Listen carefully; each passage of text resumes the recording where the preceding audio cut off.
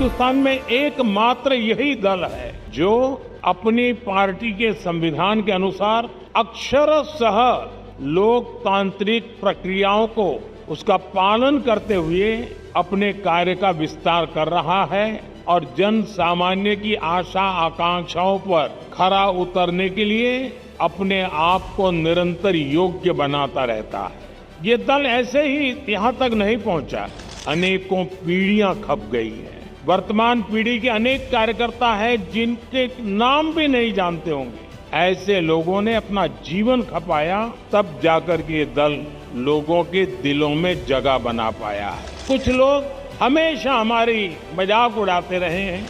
जब संसद में हमारे 2 सदस्य थे तब भी इतना भद्दा मजाक हमारे लिए उड़ाया गया था, लेकिन ऐसी सब प्रकार की आलोचनाओं को झेलते हुए जन सामान्य के कल्याण के लिए समर्पित होकर के नेशन फर्स्ट की भावना को जीते हुए हम चलते ही रहे।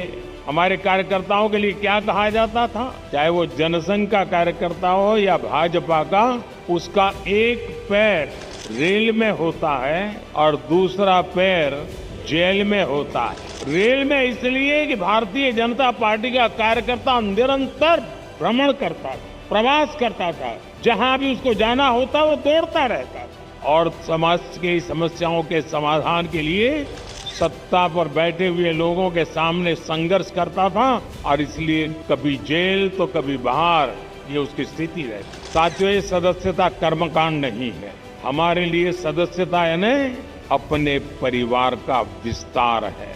ये सदस्यता अभियान एक पूर्ण रूप से वैचारिक आंदोलन भी है और भावनात्मक आंदोलन भी है और हमने संगठन की गाड़ी को उस पटरी पर दौड़ाना है जिसमें वैचारिक धार भी हो और भावनाओं से भरपूर भी हो, क्योंकि हमारी भावनाएं देशभक्ति से प्रेरित है। माँ भारती के कल्याण के लिए, 140 करोड़ देशवासियों के कल्याण के लिए ये जो सदस्यता अभियान होगा, संगठन की रचना होगी, बूथ कमेटियां बनेगी। पहले हम सदस्यता अभियान करते थे और अब सदस्यता अभियान करें, कुछ चीजें हम नए तरीके से सोच सकते हैं क्या? जैसे ये जो सदस्यता अभियान होगा, उसी समय जो संगठन की रचना होगी, उसी कालखंड में विधानसभाओं में और लोकसभा में 33% रिजर्वेशन लागू हो गया हो।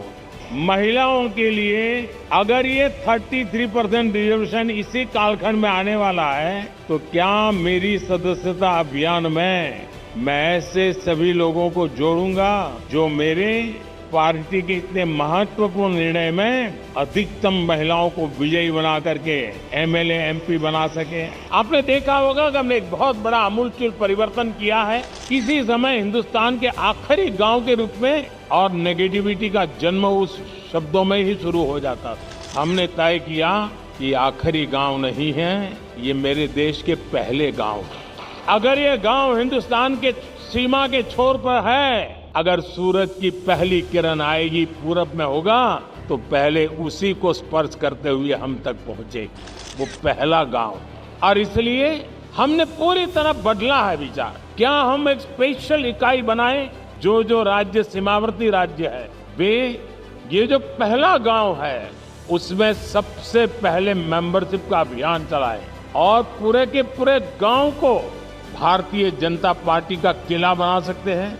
और जो सीमा के आखिरी छोर पर बैठा हुआ वो गांव जब भारतीय जनता पार्टी का किला बनता है ना, तब वो भारत का किला अपने आप बन जाता है। तो मेरे लिए सदस्यता ये सिर्फ पार्टी का नंबर बढ़ाने के लिए नहीं, मेरी सदस्यता मेरे देश को मजबूत बनाने के लिए भी है और इसलिए मैं उन गांवों को किला बना के छोड़ूंगा। ये सब मुमकिन है लाखों कार्यकर्ताओं के तपस्या के कारण। मेरे सामने 18-25 साल का उम्र का नौजवान, वो मेरे 2047 के सपने का सबसे बड़ी शक्ति का स्रोत है। 2047 में मेरा देश विकसित भारत बनेगा। आज देश के गरीब का सबसे अधिक विश्वास हमारी नीतियों में है, हमारे निर्णयों में है, हमने लिए हुए रास्ते से मिले परिणामों में है और इसलिए हमें उस सामर्थ्य के साथ आगे बढ़ना है। मुझे पक्का विश्वास है नड्डा जी के नेतृत्व में पार्टी की संगठन की शक्ति पूरी तरह लगी है, तब ये सदस्यता अभियान पुराने सारे रिकॉर्ड तोड़ेगी। आप सबको मेरी बहुत बहुत शुभकामनाएं। भारत माता की, भारत माता की।